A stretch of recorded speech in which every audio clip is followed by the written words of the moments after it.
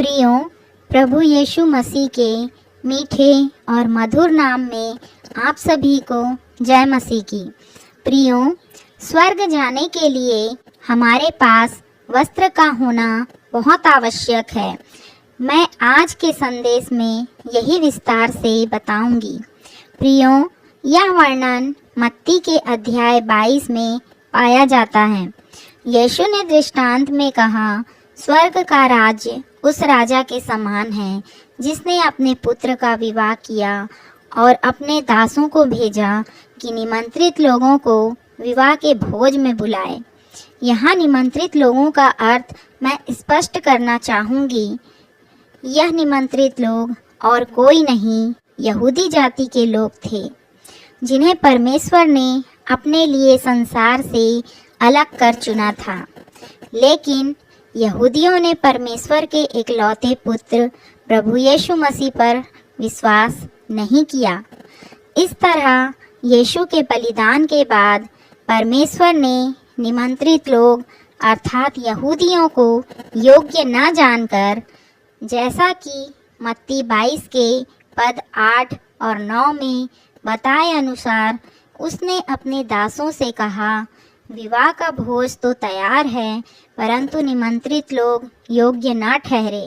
इसलिए चौराहों पर जाओ और जितने लोग तुम्हें मिलें सबको विवाह भोज में बुला लाओ। इस पद को हम इस तरह समझ सकते हैं कि जब यहूदियों ने यीशु को स्वीकार नहीं किया तो परमेश्वर ने संसार की सभी जातियों के लिए उद्धार का मार्ग खोल दिया और स्वर्ग राज्य के लिए संसार की सभी जातियों को निमंत्रित किया। प्रियो, अर्थात उसने मुझे, आपको और सभी को विवाह भोज अर्थात स्वर्ग राज्य में बुलाया। प्रभु के सेवक हमें बार बार उसके पास आने का न्योता देते हैं कि हम उस न्योते को स्वीकार कर अपने आप को पूर्ण रूप से तैयार कर उस महिमा के वस्त्र को पा सकें जिसे परमेश्वर एक सच्चे विश्वासी को स्वयं प्रदान करते हैं। आज हम पवित्र आत्मा की उपस्थिति को जानकर स्वयं सोचें, क्या आज हमने उस वस्त्र को पा लिया है कि आज भी हम नग्न अवस्था में हैं? कहीं आज भी हम केवल नाम के मसीही तो नहीं जो चर्च में ऊंचे ऊंचे स्थानों में बैठते हैं, प्रति सप्ताह कार में चर्च पहुंचते हैं। चर्च में हम नामी पुरुष हैं। हमारे बिना चर्च का कोई महत्वपूर्ण कार्य नहीं होता और सबसे बड़ी बात यह है कि हम प्रभु को जानते हैं। प्रियो, लेकिन सबसे बड़ी परेशानी यह है कि प्रभु हमें जानते हैं। यह हमने आज तक नहीं सोचा।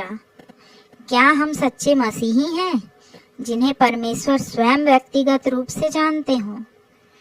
क्या हमें उद्धार का वस्त्र मिल चुका है?